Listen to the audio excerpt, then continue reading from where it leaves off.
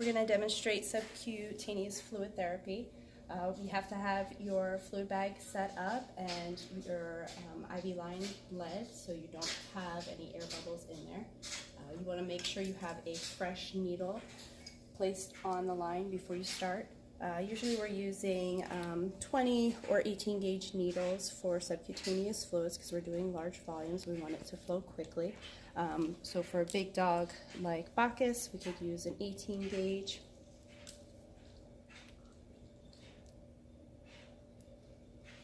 And we want to know how much fluid is in the bag before we start. So there's close to a full liter within the bag. And you're going to ask your doctor how much you're supposed to give and then watch the volume go down as you're giving the fluids, and then stop once you get to the appropriate volume. Before placing the needle into the subcutaneous space, you need to swab the area with alcohol. We'll put on our gloves so we don't put our dirty hands into the container. If I could open it. We have our alcohol swab. And then we're going to tent the skin, and we're going to use the area of the scruff because we have a lot of extra skin there. We're putting large volumes of fluid in.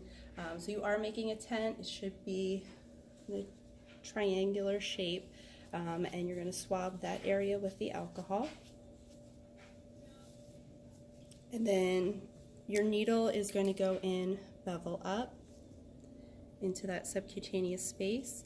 And you're going to hold the needle with the skin together so you don't end up losing your needle as you're giving the fluids. You'll turn on your fluid lines, you'll unclamp it. And if the fluids aren't flowing, it may be because your needle is up against the skin and you need to just reposition it a little bit. You can also squeeze the bag to make the fluids flow faster, or you can have an assistant squeeze the bag for you. If you have a large volume to give, you can use the InfuStat, so you would have somebody hold your needle for you if you haven't already set this up. And it just goes inside the sleeve. You'll hang them both up, and then making sure you have your three-way stopcock facing the right direction. You'll just pump up this bag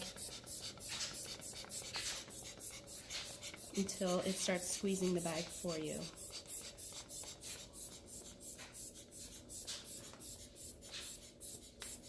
And then you can see that now we have a steady stream of fluids going into our patient as the InfuStat squeezes the bag for us.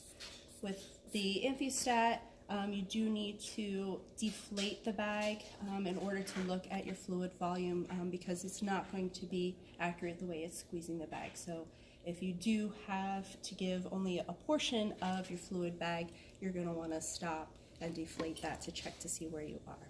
If you're giving the full bag, just make sure you're paying attention to the fluid volume so that once it gets to the bottom, you don't start injecting air into the patient. And then once we're done giving our fluid volume, we're going to turn off our fluid line. And as you take the needle out, you're just going to pinch the skin at the site just for a few seconds to a minute so that we're not going to be leaking fluids and potentially blood out of the area. You do not want to rub the site because you're going to end up squeezing fluids through that needle hole.